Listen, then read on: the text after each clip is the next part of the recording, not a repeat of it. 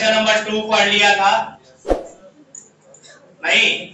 आज हमें question number 3 करना है, तो जल्दी से सभी लोग बुक निकाल लीजिए, क्वेश्चन नंबर 3 निकाल लीजिए और आइए शुरू करते हैं क्वेश्चन नंबर 3। ठीक है, बोलो ना ठीक है? ठीक है, चलो निकालो क्वेश्चन नंबर 3।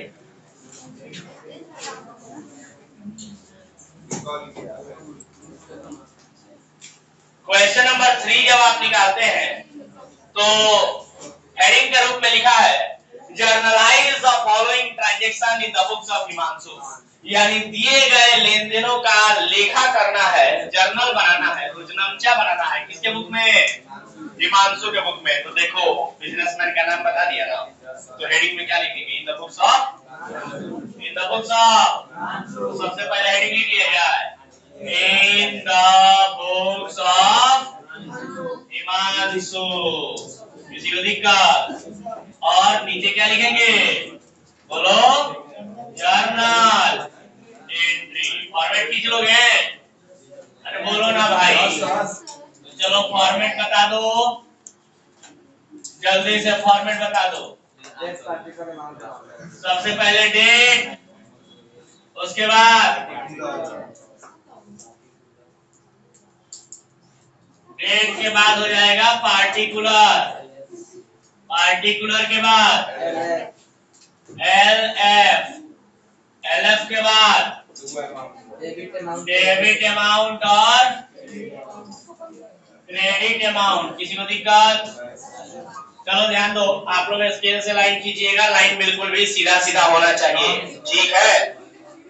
बोलो। चलो तो पहला ट्रांजेक्शन पढ़ते हैं, सभी लोग किताब पर फोकस करेंगे। लिखा है 2000, सन बताओ तो 2022 दिसंबर 1 को क्या लिखा है? बिजनेस स्टार्टेड विद कैश, नगद से व्यवसाय प्रारंभ किया गया। तो नगद से व्यवसाय प्रारंभ करेंगे तो बिजनेस क्या कैश बढ़ेगा और बिजनेस की पूंजी भी बढ़ेगी। तो बताओ एंट्री क्या होगा? कैश संपत्ति है, बढ़ेगा तो डेबिट। डेट बताओ तो 2022 दिसंबर 1, क्या लिखेंगे? बोलो, सभी लोग बोलने का प्रयास करेंगे। Cash account, debit to capital account. Amount बता दो 75,000 रुपए। किसी को दिक्कत? ध्यान दीजिए, जो लोग नहीं बनाए हैं वो लोग फटाफट बनाएंगे और जो लोग बना लिए हैं वो बताएंगे और हमारे साथ मैच करेंगे कि सही सही मैच हो रहा है कि नहीं हो रहा है। चलिए बताइए, नरेशन में क्या लिखिएगा? बिजनेस स्टार्टेड विद कैश लिख लीजिएगा ना। नरेशन सबके कॉपी में होना चाहिए, किसी के भी कॉपी में ऐसे डैश डैश लिखा हुआ मिला तो डंडा लेके आएंगे चेक करने, इसलिए ध्यान रहे। नरेशन पूरा लिखना है, सिखाया ना कैसे लिखना है, कुछ अपना दिमाग नहीं लगाना है, जैसे ट्रांजैक्शन लिखा है चुपचाप उठा के उसको लिख देना है बिग लिखने के बाद। डन। चलो दूसरा ट्रांजैक्शन पढ़ो। दिसंबर 7 को लिखा है परचेज गुड्स फॉर कैश, नगद में माल खरीदा गया। तो बताओगे नगद में माल खरीदे हैं तो परचेज नाम का खर्चा बढ़ेगा और कैश नाम का एसेट जो है वो घट जाएगा। तो खर्चा बढ़ा तो डेबिट और संपत्ति घटा तो क्रेडिट। तो बोलो एंट्री क्या लिखेंगे? दिसंबर 7 को एंट्री बोलो purchases account, debit to cash account. सबको दिखाई दे रहा है? पीछे जो लोग बैठे हैं उधर दिखाई दे रहा है?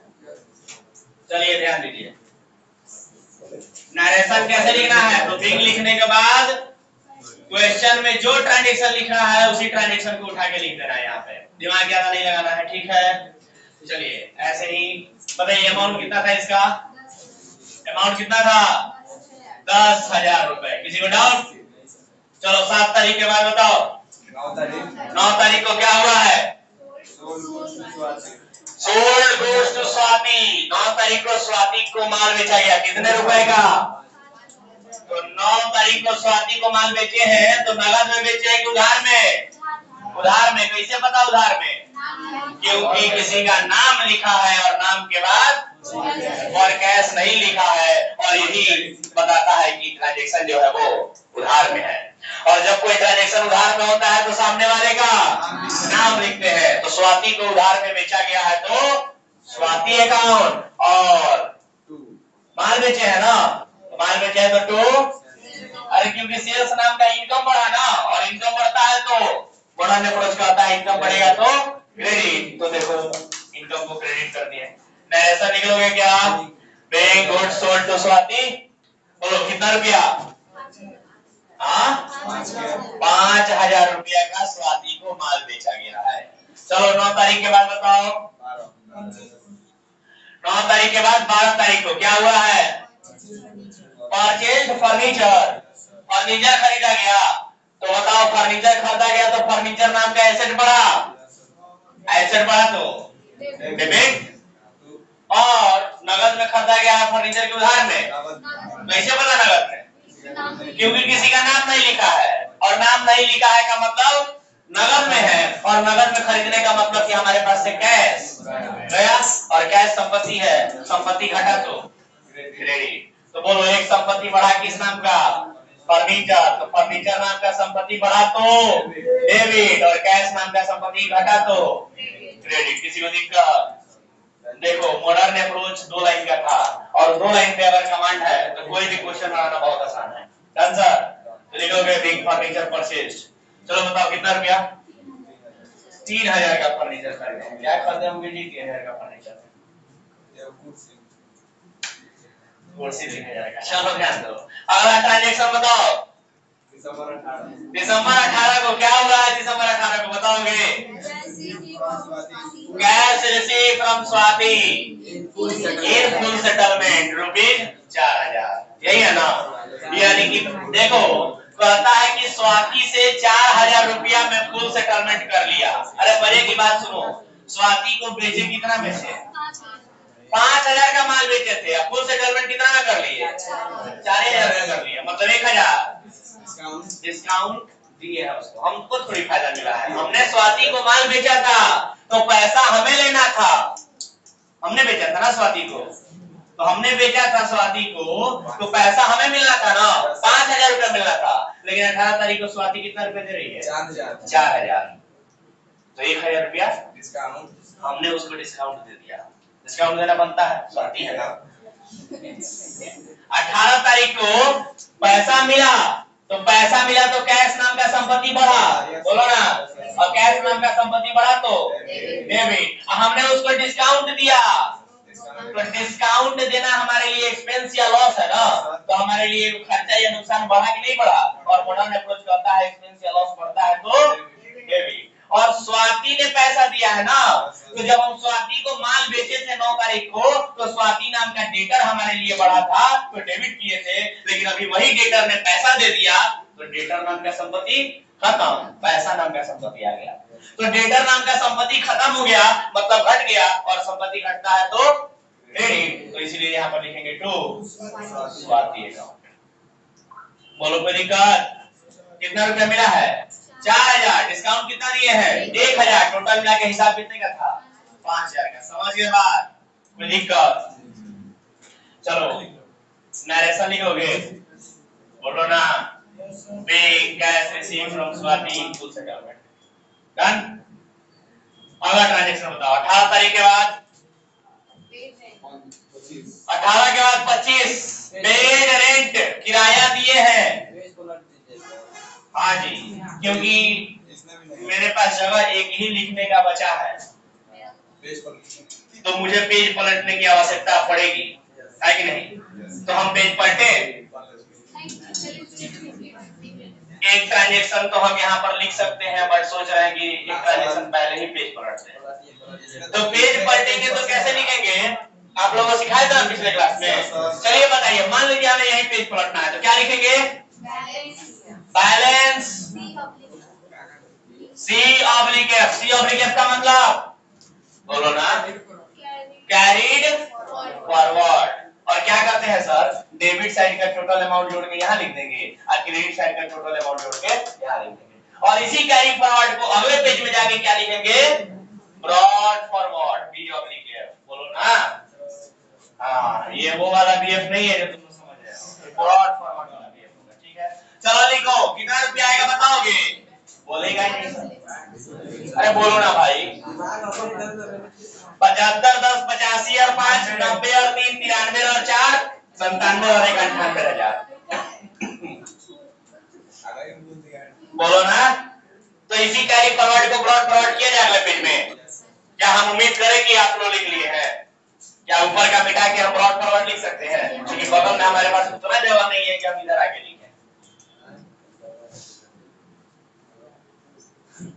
तो क्या सारे के सारे जर्नल एंट्री जो लोग शुरू से पढ़ रहे हैं उनको समझ आ रहा है कि किसी को किसी में डाउट भी है? तो बोलो अभी समझाते हैं। किसी एंट्री में किसी को डाउट है? ये बिजनेस शुरू किया गया है, ये नगद में माल खरीदा गया है, ये स्वाति को उधार में बेचा गया है, ये फर्नीचर खरीदा गया है, ये स्वाति से पैसा मिला है, उसको छूट दिया है, हो गया। कोई दिक्कत? लेकिन जो लोग शुरू से नहीं पढ़े हैं, ट्रांजैक्शन का प्रैक्टिस नहीं किए हैं, चाहे मॉडर्न अप्रोच से चाहे ट्रेडिशनल अप्रोच से, उनको दिक्कत हो सकता है। उनको और प्रैक्टिस की जरूरत है। ठीक है? और घबराना नहीं है, ईमानदारी से बात मानो। जर्नल चैप्टर पे अगर जिसने कमांड बना लिया, ये मोटा किताब बस देखने के लिए मोटा है, इसमें दम नहीं है सर। एक लाइन। हाँ, जो ये मोटा किताब बस देखने के लिए है, अगर जिसका जर्नल चैप्टर पे कमांड हो गया ना, इस किताब में दम नहीं है। विश्वास मानो, जर्नल चैप्टर पे कमांड बना लो, जो चैप्टर अभी पढ़ाई हो रहा है, इसके बाद देखो किस स्पीड से पढ़ाई होता है। तुम भी लोग खुद फटाफट क्वेश्चन बनाओगे हर चैप्टर का। कोई भी चैप्टर शुरू करेंगे, एक सप्ताह 10 दिन काफी है, कोई भी चैप्टर करिए, लेकिन इस चैप्टर में 3 महीने लगाओ। खूब पढ़ो इसको, 2 बार 3 बार 4 बार 5 बार कमांड बनाओ, एक एक ट्रांजैक्शन में एनालिसिस के साथ, विश्लेषण के साथ, क्यों कोई डेबिट होगा, क्यों कोई क्रेडिट होगा। अब फिर देखो आगे के चैप्टर्स पढ़ने में कितने मजा आता है।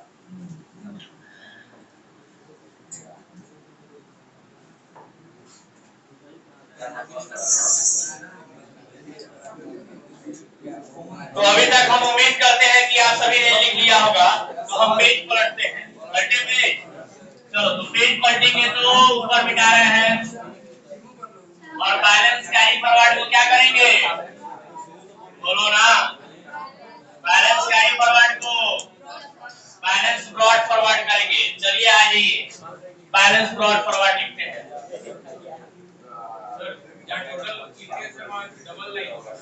नहीं, टोटल नहीं किया है सर, अभी टोटल करना बाकी है। चलिए ध्यान दीजिए, तो यहाँ पर क्या लिखेंगे बताएंगे आप लोग? Balance brought down. बोलो कितना रुपया लिखे? जितना रुपया कैरी फॉरवर्ड किए हैं उतना ही रुपया ब्रॉड फॉरवर्ड करेंगे। कितना रुपया होगा? 98,000 रुपया होगा। कोई दिक्कत किसी को? बोलो ना। उसके बाद अब अगला एंट्री बताएंगे 18 तारीख के बाद। 18 तारीख के बाद 25 को। बोलिए 25 को क्या हुआ है? आवाजें नहीं होनी चाहिए। 25 तारीख को एंट्री बोलिए। पेड रेंट यानी किराया दिया, तो किराया देना खर्चा है ना, खर्चा को डेबिट करते हैं। अरे बोलो ना भाई, खर्चा को क्या करते हैं?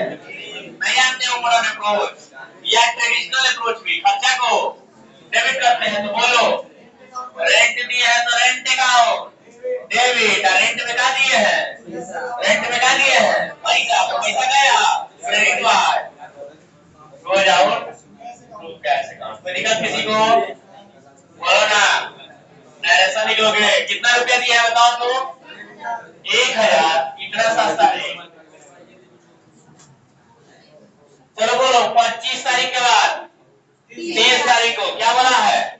पेड सैलरी यानी वेतन दिया, तो वेतन देना भी तो खर्चा है ना, सैलरी देना भी खर्चा है। तो सैलरी दिए हैं तो खर्चा है, खर्चा है तो डेबिट। बोलो ना। सैलरी अकाउंट डेबिट, सैलरी के रूप में क्या दिए हैं? पैसा, तो पैसा गया ना, गया तो कैश अकाउंट। ऐसा लिख लोगे। किसी को डाउट? चलो कितना रुपया दिए हैं? हाँ 1,500 रुपए, 1,000 मात्र रुपए। कोई डाउट किसी को? चलो और भी है। ट्रांजेक्शन खत्म हो गया, और जब सारे ट्रांजेक्शन खत्म हो जाते हैं तो लास्ट में हम लोग क्या करते हैं सर? ये पूरा लाइन खींच के यहाँ क्या लिखेंगे? Grand total. कितना रुपया? टोटल करने के बाद नीचे डबल अंडरलाइन। बताओ तो अब इस पेज में 98,000 रुपया ट्रांसफर करके लाए थे ना, अब उस 98,000 रुपए में ये दोनों अमाउंट जोड़ दो। 1,05,100 तो 1,00,500 होगा ना। चलो 1,05,000 ये तुम्हारा अमाउंट हो गया। तो इस तरीके से हम लोगों ने देखा कि क्वेश्चन नंबर 3 हम लोगों ने बना लिया। कोई डाउट किसी को? बोलो। अब देखो एक मजे की बात कि जरूरी नहीं कि जहां बैलेंस कैरी फॉरवर्ड मैंने किया है वहीं पे आप लोग भी करें, ये जरूरी नहीं है। क्योंकि मेरा पेज खत्म हो गया था तो हम किए थे, आप लोग का पेज थोड़ी खत्म हुआ होगा। अगर आप लोग का पेज यहीं आके खत्म हुआ होगा तो आप लोग वहां पे कैरी फॉरवर्ड कर सकते हैं, बट जरूरी नहीं कि सबका हुआ हो। किसी का पेज इतना बड़ा होगा, कि पेज बड़ा होगा तो 18 तारीख तक आते आते अभी पेज खत्म नहीं हुआ होगा तो एक और एंट्री कर सकते हैं। बैलेंस कैरी फॉरवर्ड कब लिखना होता है? जब आपको लगे कि भाई पेज खत्म हो गया है, अगले पेज में जाना है, तो एक लाइन नीचे का लिखते हैं बैलेंस कैरी फॉरवर्ड। समझ गया बात? ये नहीं कि बोर्ड पर हम जहां बैलेंस कैरी फॉरवर्ड लिखते हैं वहीं आप भी लिखना शुरू कर दिए। जब पेज पलटना होता है तब बैलेंस कैरी फॉरवर्ड लिखते हैं, अदरवाइज नहीं। बोलो। तो जिन लोगों ने बना के लाया था क्या सही सही मैच हो रहा है? Very good. और जो लोग नहीं बनाए, किसी को डाउट? जो लोग बना के नहीं लाए थे यहाँ बना रहे हैं, किसी को डाउट है क्या? जल्दी से खत्म करो, अगला क्वेश्चन बनाते हैं। क्वेश्चन नंबर 3 बन गया। अब कौन सा क्वेश्चन? 4 का ए। चलिए 4 का ए पे आते हैं, जल्दी से खत्म कीजिए इसको 2 मिनट में।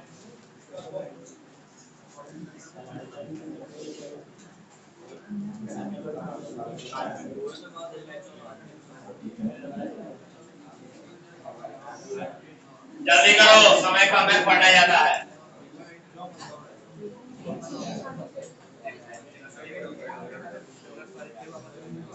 तो चलो क्वेश्चन नंबर 4 के पर आ जाओ, और 4 के ए के ऊपर हेडिंग लिखा हुआ है कंपाउंड जर्नल एंट्री। तो क्या मैंने कंपाउंड जर्नल एंट्री के बारे में आप सभी को बता दिया है?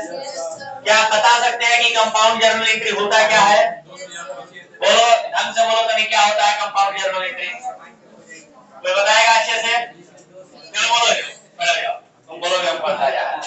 बोलो, चलो बोलो जल्दी।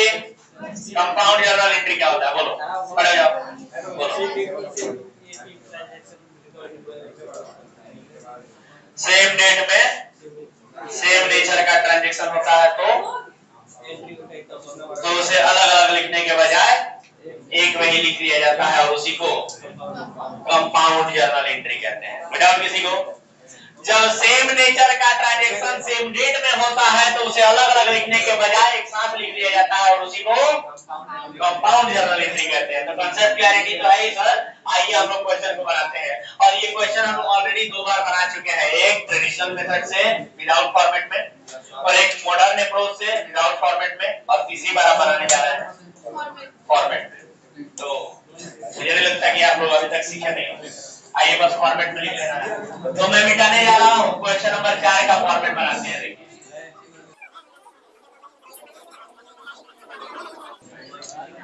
तो सभी लोग क्वेश्चन नंबर 4 निकाल लीजिए और हेडिंग के रूप में पढ़िए क्या लिखा है। क्वेश्चन नंबर 4, आवाज नहीं। क्वेश्चन नंबर 4 लिखा है जर्नलाइज द फॉलोइंग ट्रांजैक्शन, यानी दिए गए लेन देनों का जर्नल बनाइए। लिखा है सबसे पहले, अच्छा देखो इसमें बिजनेसमैन या बिजनेस का नाम बताया है क्या? नहीं बताया। पहला ट्रांजैक्शन पढ़ते हैं उसमें भी नहीं बताया। पहला ट्रांजैक्शन है 1 मार्च 2022, started business with cash rupees 2.5 lakh and goods worth rupees 40,000। इसमें भी नहीं बताया है कि बिजनेस का नाम या बिजनेसमैन का नाम क्या है। तो जब नहीं बताया है तो ऊपर हेडिंग में क्या लिखेंगे बोलो? Question number 4 in the books of, बताओगे? In the books of dash करके छोड़ देंगे और नीचे लिखेंगे जर्नल एंट्री। चलो फॉर्मेट बताओगे? चलो सबसे पहले क्या लिखते हैं? डेट, उसके बाद पार्टिकुलर, उसके बाद एल एफ, उसके बाद डेबिट अमाउंट, उसके बाद क्रेडिट अमाउंट। कोई डाउट किसी को? बोलो ना। तो चलो ध्यान दो, सबसे पहला ट्रांजेक्शन क्या बोला है जरा देखो तो। सबसे पहला ट्रांजेक्शन 1 मार्च 2022 को started business with cash ₹2.5 lakh and goods worth ₹50,000। तो सबसे पहले डेट डाल देंगे 2022 मार्च 1। क्या बोला है? बिजनेस शुरू किया गया है नगद से और स्टॉक गुड्स से। तो नगद से शुरू किया गया है उसके लिए कैश अकाउंट डेबिट, और गुड्स से शुरू किया गया है उसके लिए स्टॉक अकाउंट डेबिट। अब बिजनेस शुरू किया गया है तो बिजनेस का पूंजी बढ़ा ना, और बिजनेस का पूंजी बढ़ता है तो कैपिटल अकाउंट। समझिए बात। नरेशन कैसे लिखेंगे? बिग लिख करके पूरा ट्रांजेक्शन लिख देंगे, कोई दिक्कत? चलो बताओ, कैश कितना रुपया लगाया गया था बिजनेस में? 2.5 लाख। और गुड्स कितना लगाया गया था? 50,000। टोटल मिला के कैपिटल कितना बढ़ा? टोटल मिला के अच्छा 40,000 है। चलो तो कितना आ जाएगा टोटल? 2,90,000 रुपया। किसी को दिक्कत? बोलो ना। चलो अगला ट्रांजेक्शन बोलो। मार्च 1 के बाद 5 मार्च को क्या हुआ है? Goods purchase from Vinod Agarwal. Vinod Agarwal से माल खरीदा गया। बताओगे? विनोद अग्रवाल से माल खरीदा गया है, कोई बताएगा इसका आंसर? 5 तारीख को विनोद अग्रवाल से माल खरीदा गया है, कोई बताए? सबसे पहले नगद है कि उधार है? कैसे पता उधार है? जो भी नाम लिखा है और नाम के बाद और कैश नहीं लिखा है, इसका मतलब विनोद अग्रवाल से उधार में माल खरीदा गया है। तो माल करते हैं तो परचेज अकाउंट डेबिट, और उधार में करते हैं तो सामने वाले का नाम लिखेंगे ना। कौन है सामने वाला? विनोद अग्रवाल। तो विनोद अग्रवाल अकाउंट। किसी को दिक्कत? नरेशन बताओ भी। लिख लेंगे goods purchase from Vinod Agarwal. कितना रुपया जी? कितना रुपया? 50,000। चलो लिख दिया 50,000। अगला ट्रांजेक्शन बताओ। 5 तारीख के बाद 10 तारीख को क्या हुआ है? गुड सोल्ड टू प्रियंका 30,000 रुपया। बताओ तुम नगद में बेचे हैं कि उधार में? प्रियंका को माल बेचा गया। नगद है कि उधार है? उधार है। कैसे पता? क्योंकि लेनदेन में किसी का नाम लिखा है और नाम लिखने के बाद और कैश नहीं लिखा है, इसका मतलब कि प्रियंका को उधार में बेचा गया है। और जब उधार में बेचे हैं तो पैसा आया क्या? नहीं आया। जब पैसा नहीं आया तो सामने वाले का नाम लिखेंगे। सामने वाली कौन है? प्रियंका। तो प्रियंका अकाउंट डेबिट टू माल बेची है तो सेल्स अकाउंट। किसी को दिक्कत? ऐसा लिख लेंगे भी गुड्स सोल्ड टू प्रियंका। ध्यान देना एक बात पर, जब भी किसी का नाम इस्तेमाल किया जाएगा तो एपोस्ट्रोफी एस डाला जाएगा। इस बात का ध्यान रखना, ठीक है? एपोस्ट्रोफी एस समझते हो? अंग्रेजी का पढ़े होगे, ठीक है? चलो बताओ तो कितना रुपया का माल बेचा है प्रियंका को? 30,000। 30,000। चलो अगला ट्रांजेक्शन बताओ। 10 तारीख के बाद 20 तारीख को क्या हुआ है? 10 तारीख के बाद 20 तारीख को paid to Vinod Agarwal 48,500 in full and final settlement to his account. यानी देखो तो विनोद अग्रवाल को कहता है कि 48,500 रुपया फुल एंड फाइनल सेटलमेंट के रूप में दे दिया। वास्तव में विनोद अग्रवाल को देना कितना था? भाई विनोद अग्रवाल से 50,000 रुपए का माल खरीदे थे 5 तारीख को। देखो यहाँ पर तो 50,000 रुपए का माल खरीदे हो तो 50,000 रुपए देना है ना उसको। लेकिन कितना रुपए दे रहे हो? 48,500। कह रहे हो कि हिसाब किताब हो गया फुल एंड फाइनल सेटलमेंट। यानी कि कितना रुपया कम दिए हो? 1,500 रुपया कम दिए हो तो तुमको फायदा हो गया ना? नहीं हुआ फायदा? उसको क्या कहेंगे कि तुमको छूट मिल गया। क्या मिल गया? डिस्काउंट मिल गया। तो लिखेंगे विनोद अग्रवाल को तुम पेमेंट किए हो ना, तो यहाँ पर जब विनोद अग्रवाल से खरीद के लाए थे तो तुम्हारी लायबिलिटी बढ़ गई थी। कर्जा बढ़ गया था ना विनोद अग्रवाल नाम का, क्योंकि उधार में खरीद के लाए थे। लेकिन अभी उसी को पेमेंट कर रहे हो ना, तो ये कर्जे में कम हो गया कि नहीं हो गया? लायबिलिटी कम हो गया। लायबिलिटी कम होता है तो बोलो ना भाई, लायबिलिटी कम होता है तो डेबिट। तो क्या लिखेंगे? Vinod Agarwal account debit. अब पैसा गया तो कैश अकाउंट, और डिस्काउंट मिला तो डिस्काउंट रिसीव्ड अकाउंट। किसी को दिक्कत? अरे बोलो ना भाई। विनोद अग्रवाल का हिसाब कितने का हो गया? 50,000 का, जिसमें 48,500 रुपया का कैश गया और 1,500 रुपया का हमको डिस्काउंट मिल गया। किसी को दिक्कत? चलो मैं ऐसा बता दोगे, cash paid to Vinod Agarwal in full and final settlement लिखना है यहाँ पर, डैश करके नहीं छोड़ना है। कॉपी चेक करेंगे अभी आके, जो ट्रांजैक्शन किताब में लिखा हुआ है उसी ट्रांजैक्शन को लिख देना है बिल लिखने के बाद। ठीक है सर, इसको बोलते हैं नरेशन। चलो 20 तारीख का भी हो गया, एक और बचा है 22 तारीख को, लास्ट बचा है, बता दो। रिसीव्ड फ्रॉम प्रियंका 29,750 रुपए एंड डिस्काउंट अलाउड रुपीज 250 रुपए। यानी प्रियंका से प्राप्त हुआ 29,750 रुपए और उसको डिस्काउंट दिया गया 250 रुपए। चलो प्रियंका को दिया है ना पैसा, क्यों दिया प्रियंका को? क्यों दिया प्रियंका को पैसा जी? अरे भाई प्रियंका से माल खरीदे थे, माल सॉरी प्रियंका से रिसीव हुआ है ना, ट्रांजैक्शन को ठीक से पढ़ो। रिसीव फ्रॉम प्रियंका यानी प्रियंका से प्राप्त हुआ है पैसा। तो क्यों प्रियंका से पैसा मिला है सर? प्रियंका ने पैसा क्यों दिया है? क्योंकि हमने उसको बेचा था। देखो यहाँ पर प्रियंका को 10 तारीख को बेचे थे, कितने रुपए का? 30,000 का बेचे थे। अभी कह रहा है कि 29,750 रुपया प्रियंका दे दी और 250 रुपया का हमने उसको डिस्काउंट दे दिया, यही बोला है ना? तो जरा गौर से देखो, गौर से देखो। 22 तारीख को कैश आया है तो कैश नाम का संपत्ति बढ़ा तो कैश अकाउंट डेबिट, हमने उसको डिस्काउंट दिया है ना, और जब डिस्काउंट दिए हैं तो एक्सपेंस या लॉस बढ़ा ना हमारे लिए। अरे छूट देना नुकसान नहीं है हमारे लिए। 30,000 रुपया मिलना था, 250 रुपया का छूट दे दिए।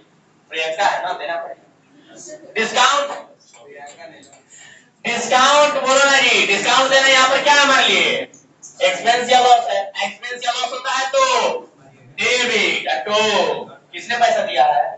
प्रियंका ने। तो क्रेडिट द गिवर, प्रियंका नाम है ना, नाम है तो पर्सनल अकाउंट, पर्सनल अकाउंट का रूल कहता है क्रेडिट द गिवर। नरेशन लिखोगे, paying cash receive from Priyanka in full and final settlement लिखोगे। अमाउंट बता दो, कैश कितना मिला?